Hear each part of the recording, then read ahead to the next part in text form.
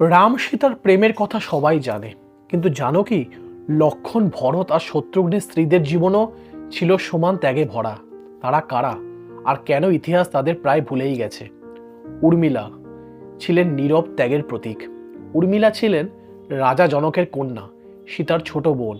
লক্ষ্মণের সঙ্গে তার বিবাহ হয় একই দিনে, কিন্তু বনবাসের সময় লক্ষ্মণ রামের সঙ্গে চলে গেলেন 14 বছরের জন্য, আর উর্মিলা রয়ে গেলেন অযোধ্যায় সম্পূর্ণ একা। কেউ কেউ বলে লক্ষ্মণ যাতে 14 বছর না ঘুমিয়ে রামের সেবা করতে পারেন, সেই জন্য উর্মিলা নিজের ঘুম দান করেছিলেন। যদিও এটা লোককথা, কিন্তু তার নিঃশব্দ ত্যাগ সেটা একেবারে সত্য। মান্ডবী, যিনি ছিলেন আদর্শের সহযাত্রী। মান্ডবী ছিলেন কুশধ্বজের কন্যা, ভরতের স্ত্রী। যখন ভরত রাজ্য গ্রহণ না করে রামের খড়ম সিংহাসনে স্থাপন করলেন, তিনি রাজপ্রাসাদের সুখ ত্যাগ করে কঠোর জীবন বেছে নিলেন। একজন রাজরানী হয়েও সিংহাসনের মোহে না পড়ে স্বামীর আদর্শে পাশে দাঁড়ানো, এই ছিল তার শক্তি। স্রোতকীর্তি, নীরব সহযোদ্ধা। স্রোতকীর্তি ছিলেন কুশধ্বজের আরেক কন্যা, শত্রুঘ্নের স্ত্রী।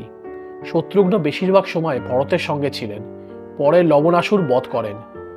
স্রোতকীর্তির কাহিনী কম শোনা যায়, কিন্তু তিনি ছিলেন দায়িত্ব ও কর্তব্যের নীরব শক্তি।